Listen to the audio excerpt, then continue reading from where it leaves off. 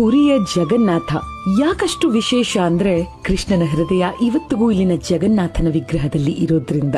ಕೃಷ್ಣನ ಹೃದಯ ಇಲ್ಲಿಗೆ ಹೇಗ್ ಬಂತು ಅನ್ನೋ ಪ್ರಶ್ನೆಗೆ ಉತ್ತರ ಇಲ್ಲಿದೆ.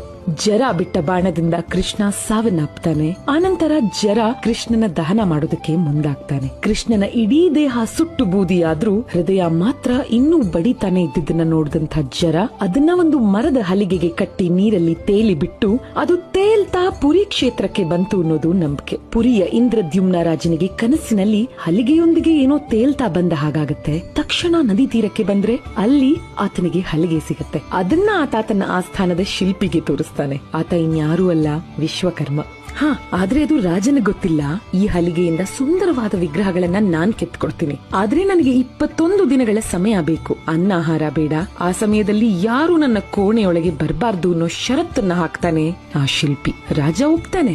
ಆದ್ರೆ ಆ ಕೋಣೆಯನ್ನ ಕಾವಲ್ ಕಾಯ್ತಾ ಇದ್ದ ಸೈನಿಕರು 14ನೇ ದಿನ ರಾಜನ ಬಳಿ ಬಂದು ಒಳಗಿಂದ ಸದ್ದೇ ಬರ್ತಿಲ್ಲ ಅಂದಾಗ ರಾಜ ಅಯ್ಯೋ, ನೀರಿಲ್ಲದೆ ಆಹಾರ ಇಲ್ಲದೆ ಆತ ಸತ್ತೇ ಹೋಗಿರ್ಬೇಕು ಅಂತ ಬಾಗಿಲನ್ನ ತೆಗೆದೇ ಬಿಡ್ತಾನೆ. 3 ವಿಗ್ರಹಗಳು ಅರ್ಧ ಆಗಿರತ್ತೆ ಅಷ್ಟೇ. ಕೊಟ್ಟ ಮಾತನ್ನ ರಾಜ ತಪ್ಪಿದ್ದಕ್ಕೆ ಕೆಲಸವನ್ನ ಅರ್ಧಕ್ಕೆ ಬಿಟ್ಟು ಆ ಶಿಲ್ಪಿ ಅಂದ್ರೆ ವಿಶ್ವಕರ್ಮ ಅದೃಶ್ಯನಾಗಿ ಹೋಗ್ತಾನೆ. ಆ 3 ವಿಗ್ರಹಗಳೇ ಇವತ್ತಿನ ದಿನ ನಾವು ನೋಡು ಜಗನ್ನಾಥ, ಬಲಭದ್ರ, ಸುಭದ್ರೆಯ ವಿಗ್ರಹಗಳು.